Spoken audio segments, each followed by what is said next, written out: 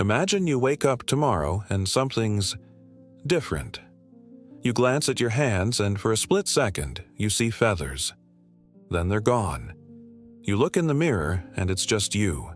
Familiar. But deep in your chest, a door has opened that wasn't there before. The question hits you. What if you could become any animal you wanted? Right now. What would you choose? Most people go straight for the eagle. Freedom, right? The incredible view. But here's the thing you're not considering. You wouldn't just see like an eagle. You'd think like one. Your human worries, your to-do lists, your anxieties about next week, they'd just dissolve. An eagle doesn't care about your job interview.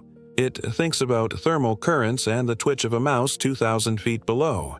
You'd trade your complex inner world for something sharper, simpler, more pure. And the real question is, would you even want to trade back? Okay, so maybe you choose a wolf. Now you're part of something bigger, a pack. You'd feel the hierarchy in your bones, a language spoken in posture and breath. You'd know your place without a single word. And here's what no one tells you. You'd feel loneliness in a way that would break your human heart. Wolves are wired for a level of belonging we've almost forgotten. If you transformed back, you'd carry that ache with you forever. The knowledge of what true connection could feel like and how far we've drifted. What if you go smaller? A house cat? Seems safe, cozy, right? But you'd experience time in a way that would ruin your human mind. Cats live in the eternal now. There are no regrets, no plans. There is only this patch of sunlight, this single moment, this one breath. When you return to your human form, you'd be painfully aware of how much of your life you spend anywhere but here and now. How much of your mind is just noise. You'd spend the rest of your days chasing that feline peace. Now, let's get strange.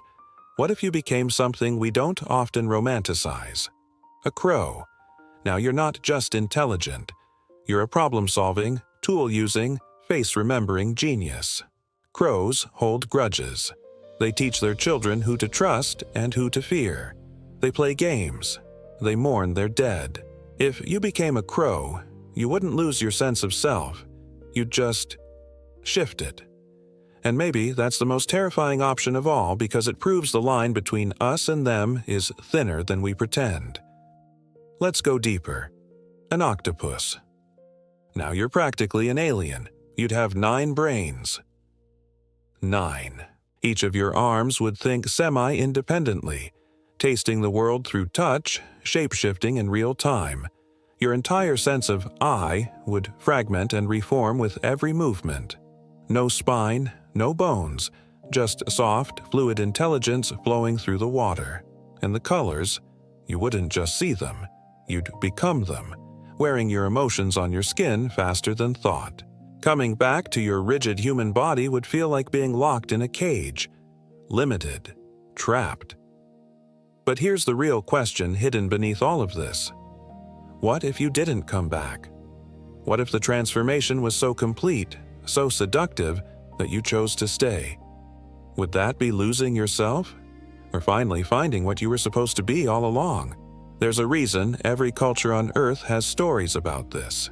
Shamans and skinwalkers, selkies and werewolves. Gods who become swans. Humans who become trees. It's not just mythology. It's a deep-seated longing. It's a desire to escape the prison of a single perspective. To know what it feels like to fly, to hunt, to swim in the dark, to see in infrared, to navigate by magnetism, to exist without the weight of language. We're the only species that named itself, Homo sapiens, the wise one. But maybe that wisdom is just the burden we carry for being stuck in one form. Animals don't lie awake wondering what it's like to be something else. They are fully, completely, and undividedly what they are. And maybe that's the transformation we're really craving. Not a different body, but that kind of presence, that kind of wholeness. So, here's the thought I'll leave you with. You don't need magic to transform. You just need to pay attention. Watch a bird long enough and something in you remembers what it's like to have wings. Sit quietly with a dog, and you'll recall what unconditional loyalty feels like. Swim in the ocean, and your very cells know they came from there. The animals are still inside of us. We just forgot how to listen. So, what if you could transform into any animal? Maybe the better question is, what part of you already has? Thanks for watching. If this made you think, consider subscribing for more journeys into the what ifs. See you next time.